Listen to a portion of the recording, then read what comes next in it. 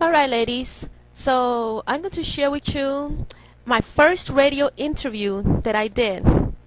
It's from the Blog Talk Radio archives.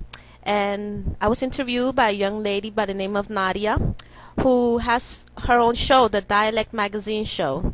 She also has her own MySpace account, so you can check her out if you're curious about the young lady that interviewed me. Now, keep in mind this show is about an hour long, and YouTube only allows us about 10 minutes. So I'm going to do my best to share as much as I can from the interview that I did. This was way back in August 5th, 2007. Okay? So wanted to share with you, ladies. Remember, I want to share everything with you. So just sit back, relax, and enjoy the show. Okay, here goes. Hold on now. Okay, at the beginning of the show, there was some silence because the young lady was having some trouble. So before it starts, I guess I'll keep talking until it starts. Okay. So then my last video with you ladies was about those awful hair accessories, the metals and the aluminum type hair accessories. I hope you ladies did as I told you to do and stopped using them, threw them away. Okay, so just keep the silky, the satiny, the plastic hair accessories with you ladies. They will be much better for your hair, trust me. I forgot to show you the pictures of the flexi rods. Okay, but that's something else you need to purchase so you can create your hair bun and stuff. Okay, so remember, you're going to wrap up the flexi rods with a satin silk scarf. And if you have my protective styling DVD, you will know how to create this. Alright? So don't use rubber bands on your hair, please. You ladies want to know how to tie up the end of the French braid, and you say if you can use rubber bands. No, the sticky surface of the rubber bands pulls at your hair strands. So please do not use that. Okay? So replace them with silk. Okay, the interview is getting started. Alright. Like everything is up. The beauty of modern technology, I'm telling you, is amazing. So frustrating sometimes. Okay, so hopefully Shima is still there. Hold on one moment, and I'll get her on the line.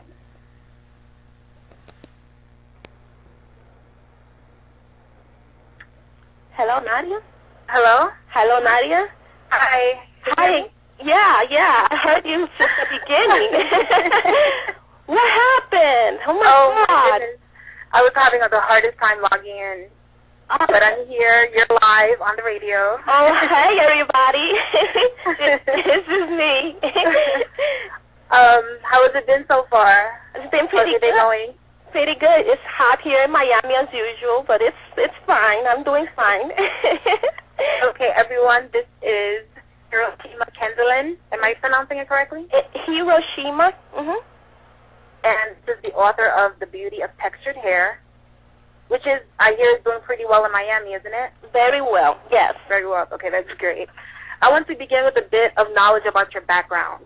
Sure. And we got to, quicken the speed, I guess, because of this little problem I had in the beginning.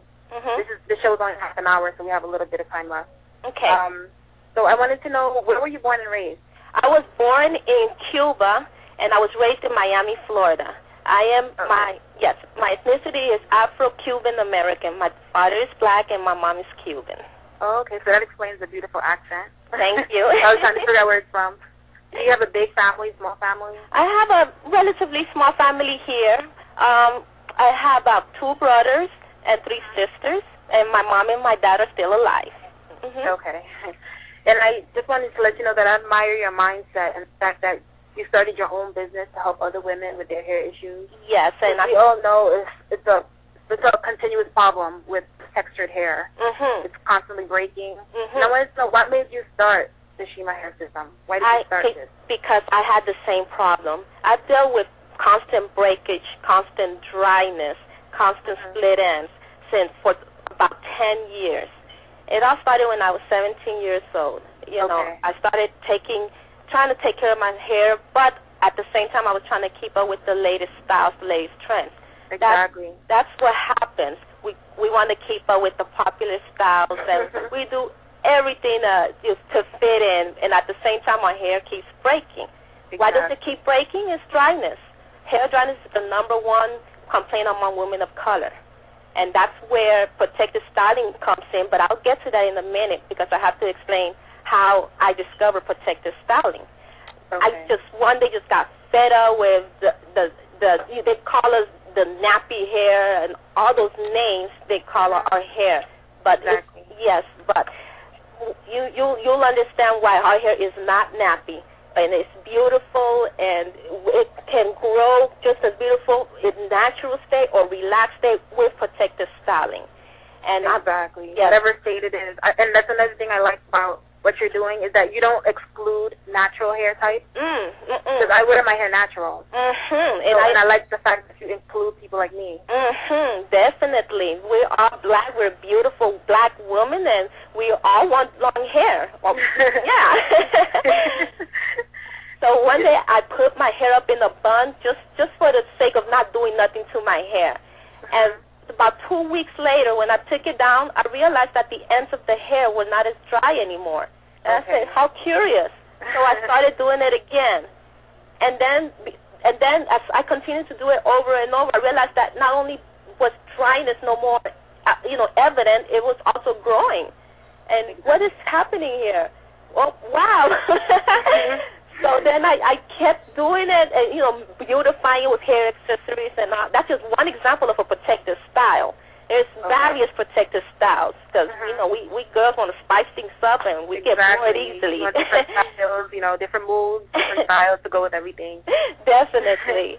And so as I continued this ritual, this experiment, I realized that, as long as the ends were preserved, our hair would grow.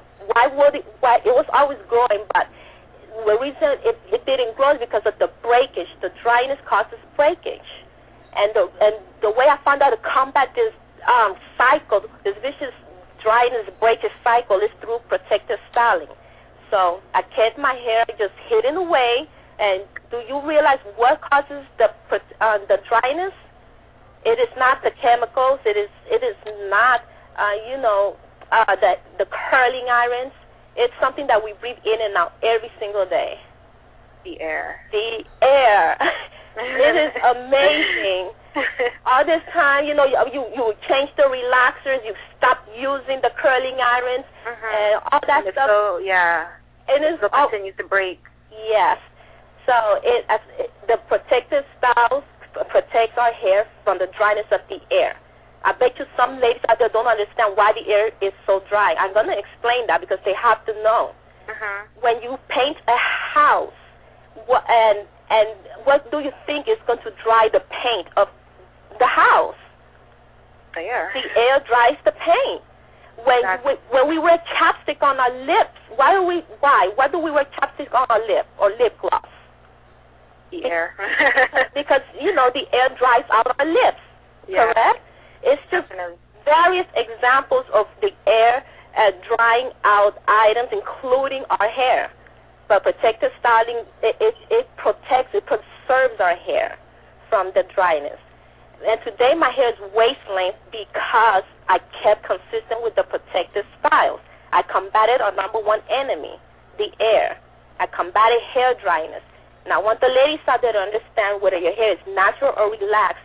As long as you combat hair dryness, your hair is going to grow. Mine grew waist length because I wanted it that long. Some of you ladies want APL, which means armpit length in slang, or MBL, which means mid-back length. However long you want to grow it, you can grow it with the protective styles. And that's the thing also. Your hair is long. Like, when we say long, we mean long. Like, a lot of people, when you say they have long hair, they're probably thinking, shoulder length. I saw the before and after pictures. Your hair is like cascading down your back. It's long. So you know what you're talking about. Definitely. And like I said, it's as long as you want it to grow. And it's not just the length, it's the health of the hair, the overall health, the beautification of our hair will be preserved. And before you know it, people are complimenting you, especially black women. We are not associated with having long hair. Yeah. We are stereotyped that we are nappy-headed, women that you just cannot have long hair, and if we do, it's a weave. It's